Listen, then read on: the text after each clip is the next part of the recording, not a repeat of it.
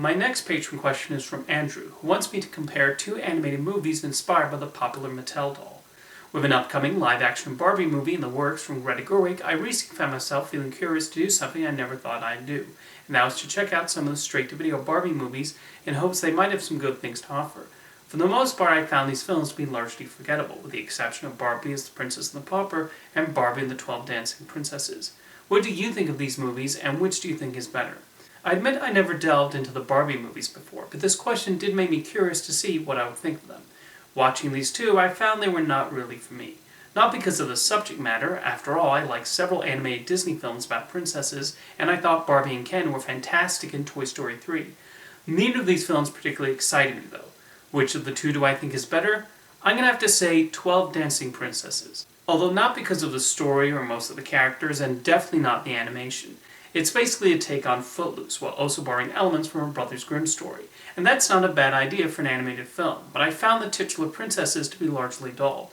They're interchangeable and don't have much in the way of personality, outside of one who likes reading, and one of the younger ones who's fascinated with insects.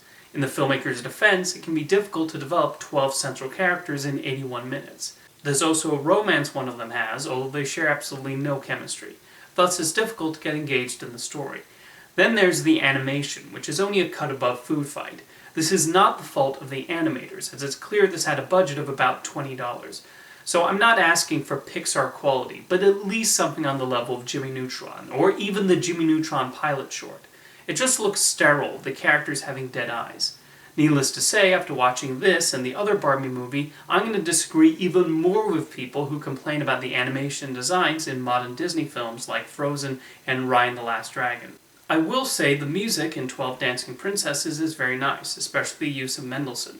Another strong point in the movie, and the reason I put this above the Princess and the Pauper, is the villain. Voiced by Catherine O'Hara, she becomes a legitimate threat for the princesses, and someone who's easy to root against. You would expect these direct-to-video Barbie movies to play things safe, not make the story too intense for the target audience, but that's not the case at all. This despicable Duchess actually plots to kill the king, and we watch as she slowly poisons him. She even tries to trap the princesses. O'Hara also does a great job with her voice work and brings the right amount of evil to the role. It's a shame these elements could not overcome the other problems I had with 12 Dancing Princesses, but they at least made it tolerable. However, The Princess and the Pauper left me completely bored through the whole thing. I was hoping that with it taking inspiration from the famous Mark Twain story and having less characters to develop, I would prefer this one, but alas, the leads have very little in the way of personality, enough that it does not appear that difficult for them to switch places. Even though Martin Short goes really over the top when voicing the villain, that was not enough to make his character interesting. O'Hara and Short being in these did make me wonder if it's a tradition for SCTV cast members to play villains in Barbie movies, but it turns out Andrew Martin is the only other actor to participate in one. Princess and the Pauper is also a musical, and the songs went in one ear and out the other for me. However, I recognize that those who grew up with this movie have nostalgia for the songs and do remember them. They just did not stick with me after this initial viewing. In terms of positives, I did like a couple of cats who belonged to the leads, and I actually wish they got to share more screen time. The end credits also feature a fake blooper reel, which I found amusing. Otherwise, I thought the film's 85-minute runtime moved at a snail's pace. Despite my feelings towards these two films, I do remain curious about the upcoming live-action Barbie movie, especially with the talent involved. That has the potential to be a really funny and charming romantic comedy. Anyway, what do you think of the Barbie movies, and which of these two do you prefer? Let me know in the comments, and thank you for your question, Andrew.